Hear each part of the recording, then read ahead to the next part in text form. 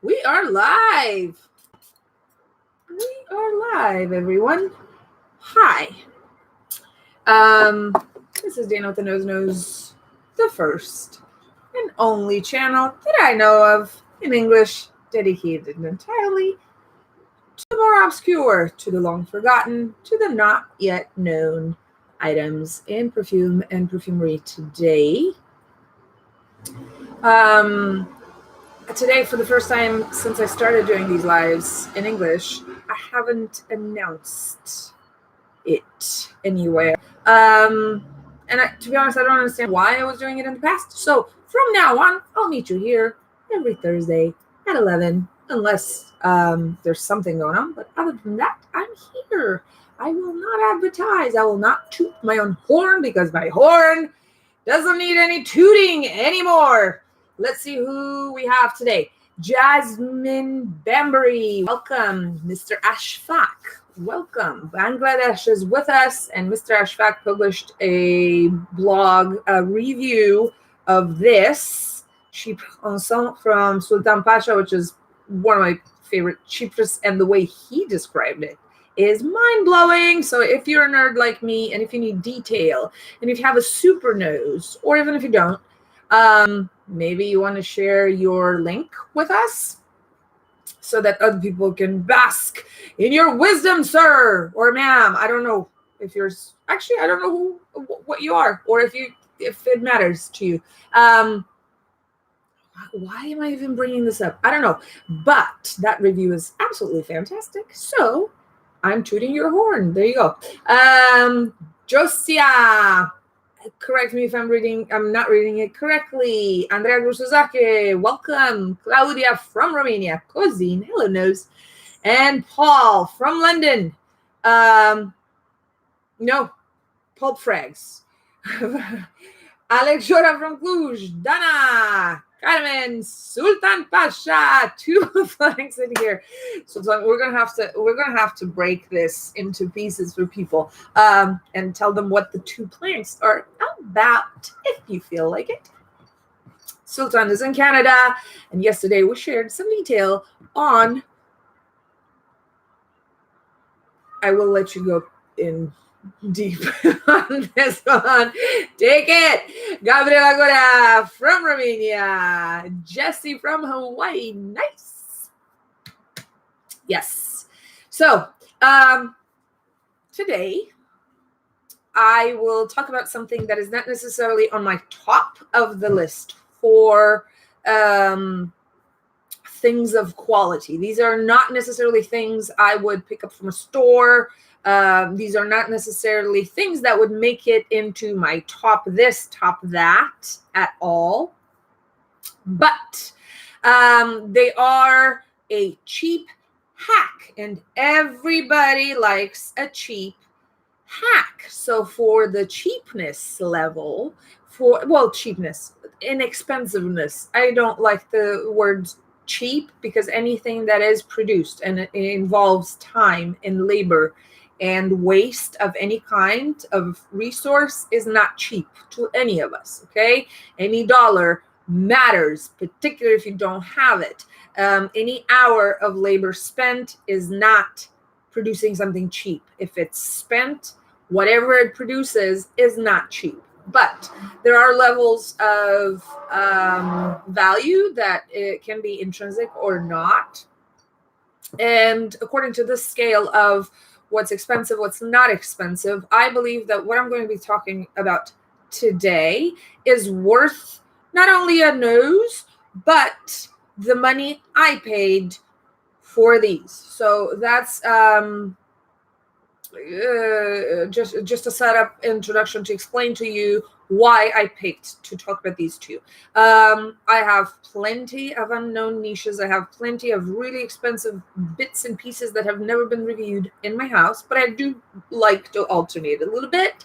And I love a tip as much as the next person. So that's how I ended up with the two fragrances I'm going to be talking about today. Both are from the same collection, both are from the same maker, both are from the same source, and both are in the same price range. which I think you're going to like. Anybody likes something for less? All right, let's see. Leo Guzman from Chicago, welcome. Fatty Boombalati, hi, welcome back. Very Rosy the River today. Yep. All right. I'm not trying to build it up. Just put it. I just keep thinking of other things to tell you. This is going to be a good change from my normal, particularly because last time I did Menditoros and Atuno. Nice. Hobby Lobby chic. Chic. I think is I think the bottle is horrendous, to be honest. To my aesthetic, just to quote somebody from Project Runway, I think they are horrid. I think they make my eyes water. I think they're like completely uninspired and very not well made. Particularly these ones with the mirrors and stuff. The other ones, not so much. But hey, I'm not shitting in anybody's, sense of creation. If that's what they decided works, that's what they decided it works. And I'm going to buy it for the juice and not for what it looks like. Also, I know a lot of people who love the mirror stuff. So,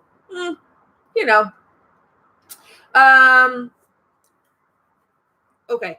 The fragrances I'm going to be talking about today are classic style. They are not modern. They are not particularly original. But it is, again, a very good change to what I've been reviewing lately. Yesterday, for example, I posted my newest article on Saflo Bon, and that was about Monte Cristo from Masche Milano. Whoever sniffed Monte Cristo knows it's not an easy thing to sniff, wear, review, or pull off because it smells like the wrong end of a brothel. And to be honest, that was the inspiration for Monte Cristo as well. I am slightly obsessed with brothels and the brothel culture. I am a big supporter of sexual worker rights. We can talk about it later. But the inspiration was Le Chabanais, which was the most luxurious brothel in Paris in the 1900s. Just put it in perspective. A police man or woman, usually men back then, was making between 4 and 5 francs a week salary. And La Dame, Grande Dame from brothel Le Chabanais was making 20 francs a session. So yeah. My inspiration was Le Chabanais. All the references there are real facts because I'm a #nerd. And so that was my article yesterday. Last week we talked about Reprofumo, which is a hard to explain fragrance from a new line in Italy. The ones today are very classic. They're very French, and they come from the House of Micallef. Now, let's talk a bit about the House of Micallef. It is not amongst my favorite houses. Their approach is one that I don't necessarily adopt in my usage patterns. I have a little bit of a drawback when I read about a particular flaconnage policy that gives even more attention to the flacon than they do to what's inside. I'm all for the visual. I'm a sucker for looks just like anybody else. My eyes work just fine. I just have, when it comes to perfumery and when it comes to analyzing a juice, I have a drawback when I know the packaging policies are so enthralled into what they're trying to sell that the actual product is often overlooked. That is why many times I am reticent to try new House of Siege, for example, even though one of the founders is Romanian, so theoretically I should be all about Romanian pride. There are a few cases in which this extreme attention put onto the recipient, the flacon, it makes me a little bit suspicious of the rest of the product, which is the product itself. So yeah, exactly. Those diamond encrusted bottles, I'm all for it. No, I'm not. Also, I am slightly taken aback by volume. I do believe that volume guarantees some sort of quality. If you have enough choice, there will be something there. However, comparing houses that have one launch a year to houses that have 200 launches within a decade, I'm slightly uncomfortable. There's something about it that doesn't sit well with me. That being said, I have not tried everything from Micallef. I probably never will, because they have 140, some 150 fragrances launched since 1996 until today. I do like the enterprise, and I am the first one to admire a very assumed and calculated sense of business. Madame Martine Micallef, and it is pronounced Micallef, folks. It's not Micallef. If you pronounce it Micallef because you heard it in some other part, just know that double L in French is read E as a sound. However, her origins, which are not French, imprint the pronunciation the way I say it, Micallef. This is how she says it herself, Micallef. Saying it with the E is hypercorrectitude or hypercorrectness. It's like people saying it's for Bella and I. No, it's not for Bella and I. It's for Bella and me. But I digress. How can I be a stickler for grammar if English is my fourth language? This is how. Sorry, when I'm a nerd, I'm really a nerd. Montal and Manchera. I wouldn't put Montal and Manchera on the same level. Just saying, to my nose and in my brain space, they're not in the same bucket. But Micallef, hypercorrectitude, hypercorrectness, both are forms are accepted. It's Micallef. Now, Micallef, like I said, has Abdel Sarkis. Hola, hola. I like Sarah's approach, a very environmentally sustainable approach. Yes, sir. For Adars, I like traditional glass bottles with glass dipsticks. Yes, sir. I completely agree. Keep on coming. Now, I have no problem with personalized bottles. I like the idea. Le Labo does it, and you pay extra for it too. Still, this idea that every fragrance has to come into something, first of all, sparkly. I like sparkle, but not in this kind of context. I stylistically can't say I adhere to the, again, aesthetic of the house, but Madame Martine Micallef, who started a bunch of beauty salons a long time ago, got together with a very, very smart businessman who used to, do finance, high finance, as he himself declares it, Geoffrey Neyman or Nejman. His name I've never heard said out loud, so I don't know. He also started his own line of fragrances, as far as I know, manned and composed by the same Jean-Claude Astier, who creates fragrances for Micallef. I just said Micallef.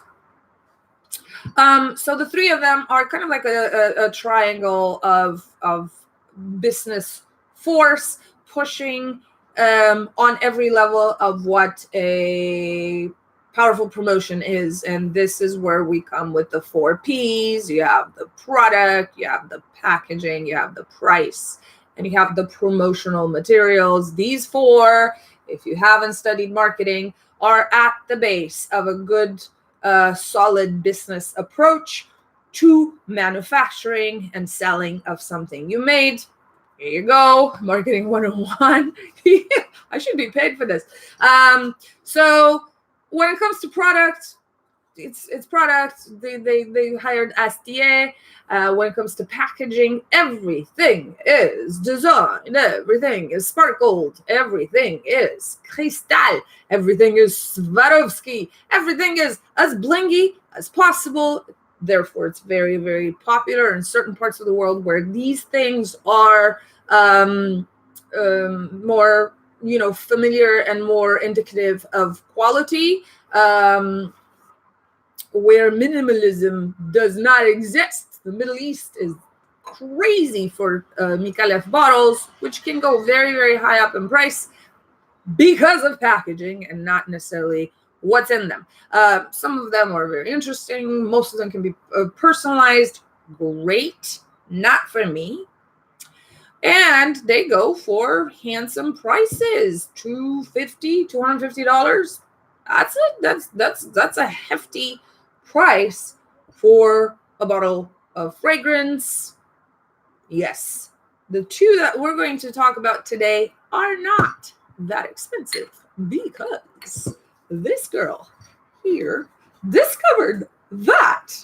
You can tell I'm Romanian because I can find the cheaper way to do it, the faster way to do it, the more efficient way to do it, and the more nerdy way to do it. Today, and this is the cheap hack. I want to teach you all, if you don't already know it, go on Amazon and look for refill bottles. Some of them come in regular splash things. Nerds rule. Yes, sir. Some of them still come in bottles with a spray. Why would you need crystals if you're not into crystals? I don't know. Now, not everything at Micallef is to be found on Amazon as a refill bottle. Only 4 of them, 4 of all the creations at Micallef were presented in this kind of bottling formula. Of the 4, only 2 are to be found still today, and they will be discontinued because yes, I can address myself in a 4th person too. If it doesn't exist, I will invent it. Yes, I just invented it. I don't know. Tarzan find parfum. Yes. I was saying that out of the entire roster of 140 something formulas, only 4 were to be found at some point in the refill bottle option. They are all 100 mils, which is great. It's the bigger side of what they offer in stores. Now you can find 100 mils or 30 mils. Yes, crystals are the microbeads asbestos of the future. Yes, sir. I agree. But hey, I can do sparkles sometimes. I just do sparkles. It's so bad, it's good sparkles. Here's some sparkle. You know what? Why not? Winnie the Pooh. See? No. Sparkles everywhere. The 4 that they presented on Amazon include these 2 that I have today. A 3rd that is called number 31 refill, which I personally think is the best of all. I don't have it anymore, but it's a very well composed vetiver. Albeit a little bit generic. And the 2 that I'm going to be talking about today are these. Dun, dun, dun, dun, dun, dun, dun. Cheap hack. Micallef. Both of them are called Le Parfum, as you can tell. There you are, box. There you are. Come to me, box. I want to show you how. Okay, there it is. The box looks like this. It's recyclable paper, nothing too exciting. Micallef is here. You're going to recognize the signature. They changed the logo a little bit. It says vaporisateur natural spray eau de parfum pour femme blah blah blah recharge refill right here. Come on, there it is, recharge refill. So this is what the box looks like. Everything else is pretty, regular, nothing to write home about. The bottles look like this. They're just bottles. This is kind of flimsy quality. It's just a piece of metal. Of the two, one is refill number 21 and refill number 11. Here's my cheap hack for you today. If you like Micallef or want to try some of their fragrances without having to pay, $260 a bottle as they are today. If you have an Amazon account and if you can find them where you are, these are $20. In fact, when I bought them, one was $11, one was $17. Now they're like $21 each. Just saying. It's the same formula. And these, in case the floral number 20, number 11 and the pomelo have been reformulated, these are the original formula. So I would venture to guess that these, in comparison to their equivalents today, would be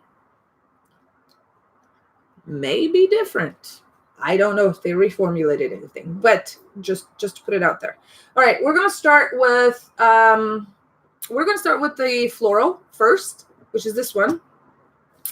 The floral, just like the other one, are very French in style. When I say French in style, you probably all have some association with what French means. What I have to give to Caesar, you're supposed to give Caesar what belongs to Caesar. In this case, Micallef, although again, it is not my favorite house, nowhere near my favorite house. I do believe they do have two fragrances that I absolutely like that are different, that are good in my opinion. Their Gaillac, I think, is very good. Can you share G Parfum official website?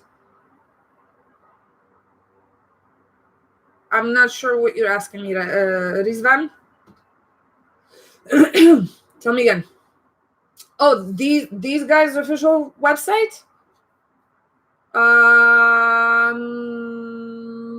Here. Let me see if I can find it. If this is what you're asking me. Here. Parfum Micallef. All right, I'm going to start with floral number 11. If you look at their list of fragrances, they have two florals. One is older. This is newer. And just to give you a little bit of reference, it smells like, or it's in the same bucket as,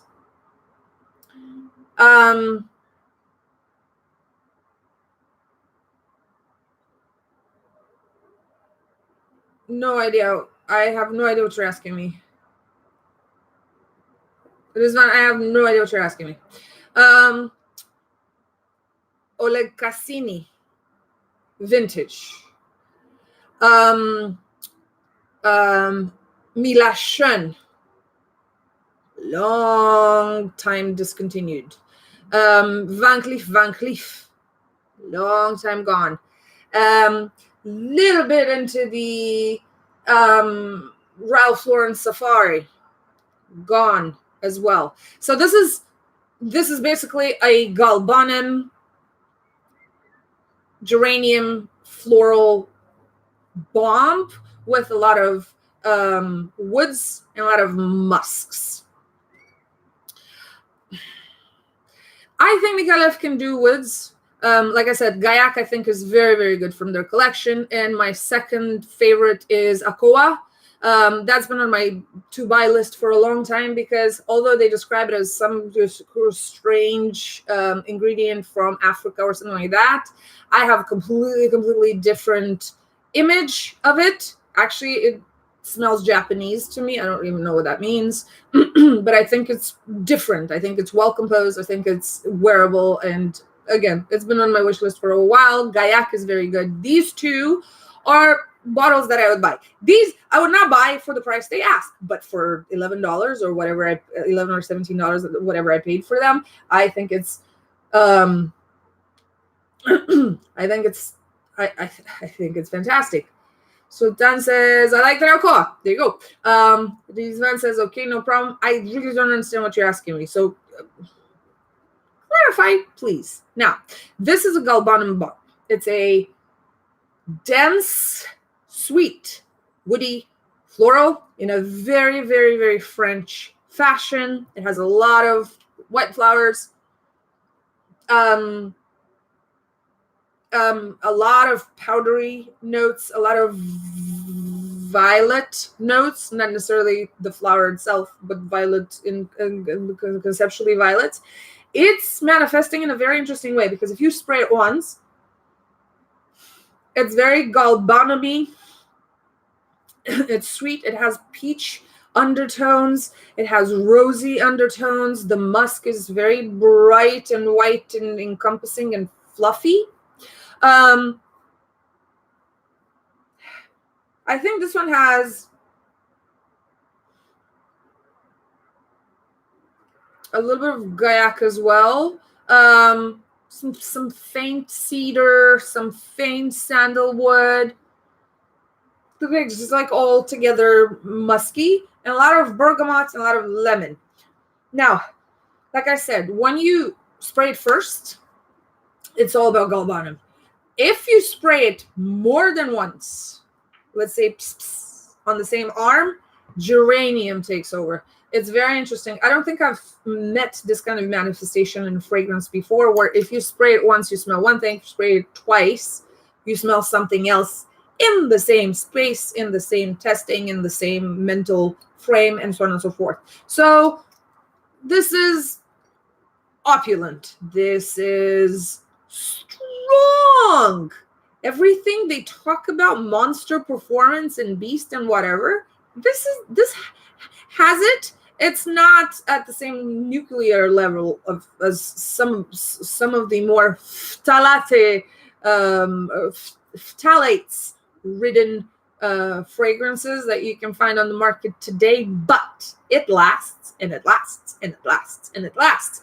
It does not change much. There's no evolution apart from what I told you. If you apply more than one spray, you get a geranium / bergamot, ladin, woody floral. If you only spray once, it's galbanum-y in a very, I'm drooling right now, in a very creamy, bitter, powdery way. Maybe there's a little bit of lactonic undernotes in there. It has a slight minty quality, but it's like almost like marjoram. You know how marjoram is like a sweet herb that can be faintly minty and sweet and herby, but without a particular necessarily smell? It's kind of like that. It sounds very simple. It sounds very fresh. It is not. This is dense. This is very French. This is very opulent. I think I said already. It smells rich, albeit a little bit nondescript. It's not necessarily very original. Like I said, to my nose, it goes closest to vintage Oleg Cassini, if any of you know that. It is warm. It is very smooth, very well blended. If Micallef has something, I would say that's the thing for the house. The blend is very, very well executed. The powder is not too much. The flowers are not too much. Nothing stands out. It's kind of hard to describe for this particular reason. And for this particular reason, it's very old school-y, kind of. For this money, brilliant. $20, $17. I paid either 11 or 17. I don't remember which one was which. But for that money, 100 mils, niche, Micallef, thank you. So there you have it. A cheapo that is not really cheap, that will be discontinued off of Amazon. So I'm just putting it out there, information. They've $28. Try it. Let me know what you think. Seriously. One spray. Start with one spray. It's very short-circuiting. It's sweet. It's not cloying. It's not gourmand, but it's very sweet. The second one I'm going to talk about, and maybe today we're going to finish early because there's not too much to be said about all of these. Is this one, and this one you will still find in perfumeries today. I think this one is one of their prides and joys on the current roster, and it's called Refill 21, but you will find it in, hear this? It's so like flimsy. You will find it on the internetics, in the directories, as POMELOS. No, I'm talking about this cheapo that is close to Ole Cassini, the original. This. And this is Micallef Refill 11, Floral 11, as a refill bought on Amazon. So we're talking about cheap hacks today, and this is what I picked. These are the only two I have. If you find refill number 31, please buy it for me for this money, and I will PayPal you because that one is very, very good vetiver. But that's a digression. Micallef Refill 21 corresponds to their POMELOS. POMELOS is currently selling for $260. I paid either 11 or 20 or 17. I don't remember which one is which. POMELOS, I think, is part of their Les Exclusive collection. And if you read the notes,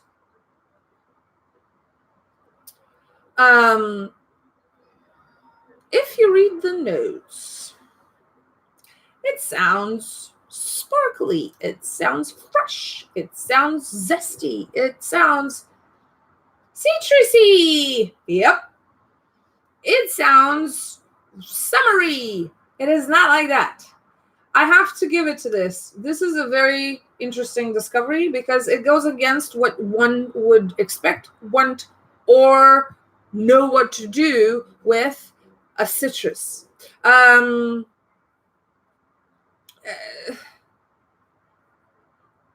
don't even know where to start. Okay. It's a milky, powdery pomelo. Altogether. I don't know how better to explain or express this one. It's a milky, powdery pomelo. It's a very veridic, very veritable, very true to kind pomelo note, including the pomelo peel, which is, I guess, the fragrant part of the pomelo, but also those white parts that are spongy and fine and slightly bitter. Everything is in this pomelo. Pith. Thank you. I never remember what it's called in English. All right. It includes, like I said, pomelo. There's tangerine. There's lemon. A lot of lemon with the pith. I'm getting goosebumps. Yeah, look at this. Because, yes. There's a little bit of bergamot orange. So not bergamot, the one we know from tea and nature, but bergamot orange, which is a combination that produces these really, really ugly, very wrinkled, not very tasty, very sour, bitter oranges that are good for salad dressings. Just putting it out there. but the leaves are so fragrant. It reminds me of the type of intensity you find in kefir lime leaves. Just put it out there. So the bitter bergamot orange petit grain almost. All of this is on top with something else that's tart. I think it's in the tart fruit category. I think they declare currant or something like that. I smell more like sorrel leaves, if you know what I'm talking about. That kind of tartness. Rhubarb. What else is sour grass? When you chew on it, it's sour without anything else. Maybe some faint aroma of something green or something slightly sweet or sappy, but it's that kind of pure, beautiful sourness and vegetal sourness. Lemon goes alkaline, it's a different story. But if you're talking about pure sourness, I would venture around this area mostly. Even an unripe blueberry can be that kind of tartness without too much flavor. So there's something, I'm drooling in my mouth, in my brain. There's that kind of sourness on top with all of these citruses that I think are brilliant. The pomelo here is so beautiful. Beautiful, beautiful, beautiful, beautiful pomelo. I'm not one for citrus fragrances. I'm not one to pay $260 for a citrus fragrance, but this is different. This is odd compared to, again, what you would expect or know what to do with when you use a citrus fragrance. The pomelo kind of goes fast, which is something that YouTube Live, remove the link I posted here. Search for Olfactive Dreams blog. Number 11 corresponds to floral number 11. I think. Floral 11. Yeah. It is not. This is not chocolatey. It is not chocolatey because it does turn floral and there's some white flowers in there. Although I feel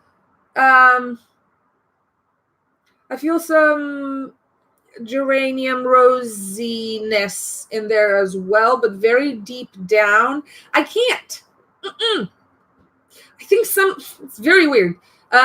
It might be in execution, and this type of milky powder citrusiness, I think, is closer to maybe lactonic applications of cypress sometimes. So it doesn't smell like anything I've smelled before. But in feeling, I wouldn't even venture that way. I don't know where to put it. This one I don't know where to put. That's why I left it for a second presentation, because I have no idea where to put it. It does have some white musks in the base. It does have some not really. I'm trying because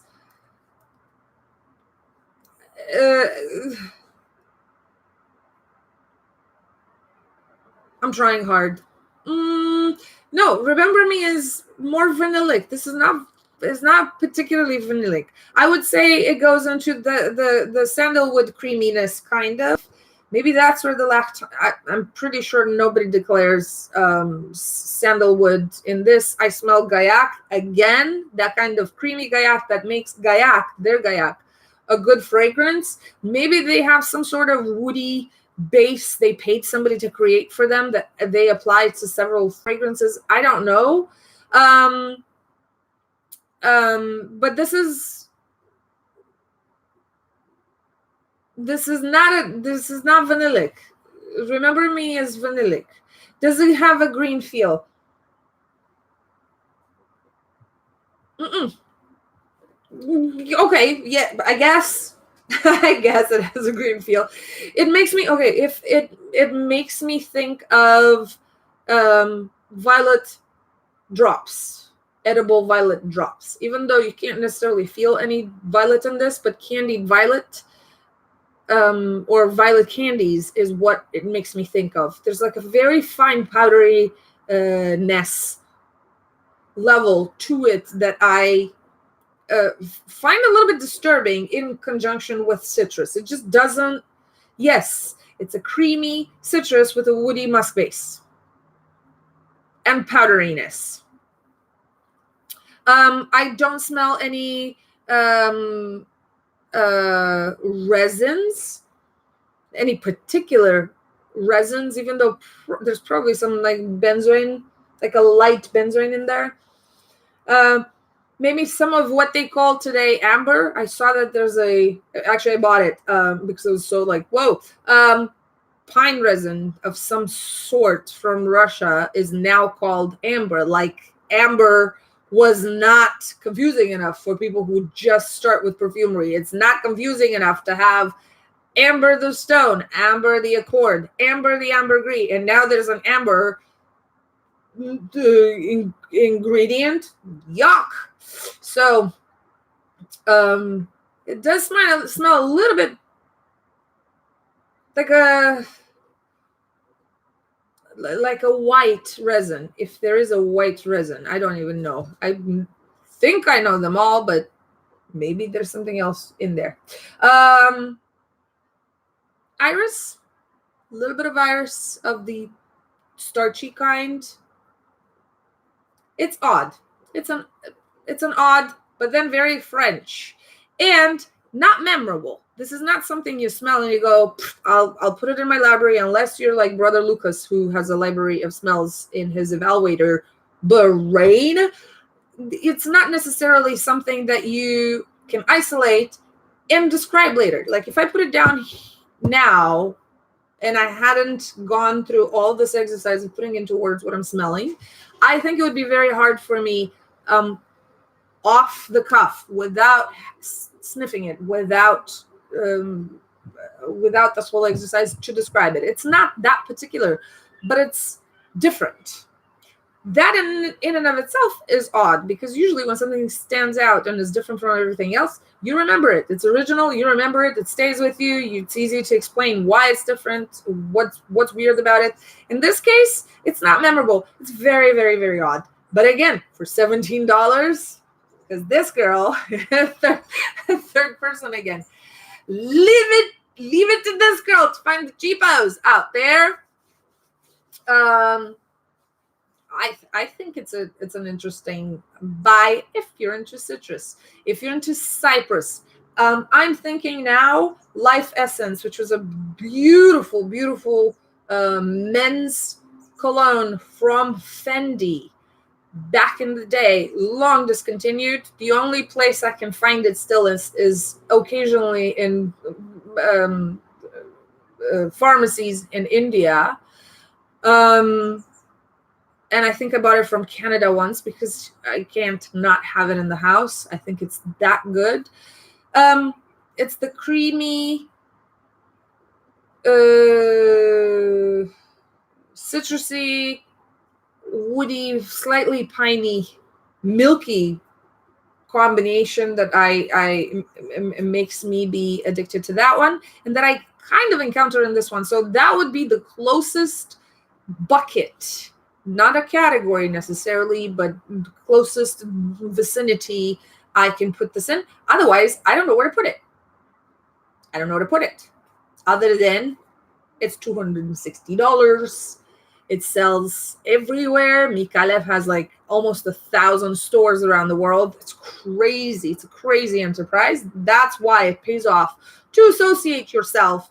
Maybe you don't want to sleep with them, like Madame Martine married this guy, Jeffrey, as far as I know, or at least they're in a partnership, love partnership. Maybe you can't find a love partner who is a business aficionado and can put you in 1,000. I wouldn't say. But if you're a perfumer, try to find a partner who comes from finance, because this is what happens. Bam. Or hire this girl for marketing. I don't know. Joking. But it's good to keep in mind. That's all I have for you. I'm sorry. That's why I think they're very well blended. You can't really deconstruct smells coming from Micallef. It's not what you'd expect. It's not balanced in a way that you would think something like this would be. That's why it's off. It's different. It's different. So if you go for weird or uncommon smells, if you like citruses, if you like pomelo for sure, this is something I recommend you get your nose on.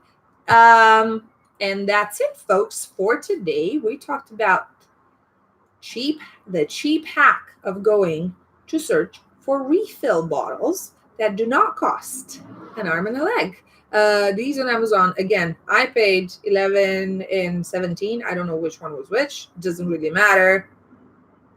But I think they can still be found today for about $20 a piece. They're not going to sell them like this for much longer because people... How to know about this? Because I'm crazy in the head and I do research in all kinds of ways. And I am nerdy and I'm a bloodhound and I am Eastern European. I like cheap things. If I don't have to pay, why would I? There you go. That's how I know about it. And now you know about it because you have me to tell you about all these things. So today we talked about Micallef, a house that has a very solid business approach and strategy that is very successful, that is doing some of its success to a very interesting and expensive packaging politics and strategy. I went around that straight to the juice because this is what I'm interested in normally. Plus, I don't really like that kind of sparkle. I like other kinds of sparkles. It just doesn't speak to me aesthetically, so I didn't mind not having the real bottles in this case. And we talked about two very French fragrances. One is refill number 11. That corresponds to Floral 11 from their roster, which is a very, again, French style galbanum flowery fragrance, similar to, if I were pressed to put in a category, the old Oleg Cassini original. And the second one is a very original but not memorable and kind of odd milky citrus fragrance called Refill 21, and that corresponds to POMELOS. I think it's listed POMELOS 21 and POMELOS. It's the same thing. I verified with them. It's the same thing. It's just, I don't know why there are two listings and directories, but there you have it, folks. If you like this kind of dirty facts and cheap hacks and information about perfumery and when to use I in a sentence, like, share, subscribe, tell others. You know how it goes. Spread the word. If you want to participate in the draw for Monte Cristo, go to Soft Rebel and you'll find my article there. It's pretty cool, actually. It's very indecent. And I'll meet you next week. Until then, I'll see you on Instagram. Find me on Facebook. I'm everywhere. I'm like hydrogen. I'm like hydrogen and stupidity. Everywhere. Omnipresent. Bye. I'm going to leave you now. Going to pack. You'll see a lot of packing happening in the next 2 weeks because I'm flying to Romania on August 10th. And then further on to Italy on September 5th. So you'll see me in different settings moving forward. Or maybe I'll take a break because there's plenty of content out there. Plenty of people doing all sorts of weird things, wearing all sorts of weird things. So I don't have to. Yes. Have a good summer. Stay cool. Stay real and keep it kind, folks. Have a good night. I don't know. Yes, here. 1, 2, 3.